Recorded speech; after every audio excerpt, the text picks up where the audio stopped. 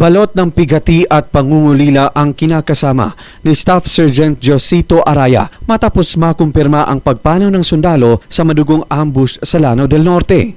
Ayon sa kanya, tila nagkaroon ng premonition o pahiwatig ang sundalo dahil sa kapansin-pansing pagbabago ng ugali nito kung saan naging mas malapit ito sa simbahan. Itinigil ang pag-iinom ng alak at paulit-ulit na pagpahayag ng pagmamahal sa kanyang pamilya. Sa kabila ng sakit, ipinagmamalaki ng pamilya ang 26 na taong serbisyo ni Araya sa Philippine Army kung saan kilala siya bilang isang mabuting ama, mapagmahal na kapatid at tapat na lingkod bayan. Bagamat mahirap tanggapin ang sinapit Araya sa kamay ng mga teroristang grupo kung saan nagtamo ito ng 16 na tama ng bala, kabilang ang 2 bala sa ulo na kumitil sa kanyang buhay, ipinapaubaya na lamang ng pamilya sa Diyos at sa gobyerno ang paghahanap ng hustisya para sa kanyang pagkamatay. Napansin yun ako kay ni anak gani ko nga, hala, mamatay naman siguro ni siya, kuhaon naman siguro ni sa Ginoo kay grabe ang changes sa iyang life. Unfair ba? Dili fair ang labanan.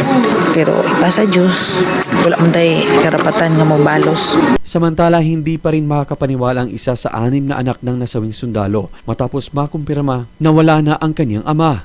Lubong nang isa katil ni mo, ingon tangin nila. Dawat mo itanamon, mo ko na yan trabaho, ang kwal na ba, di lang makatarungan yun. Masuya po ka ba?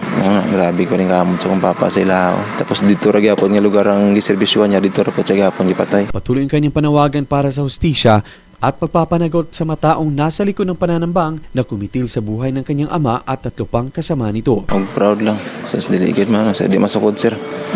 Na pwede pa lang ma-replay sir. Pugso na ginakunta na mo retire, di na lang mo balik.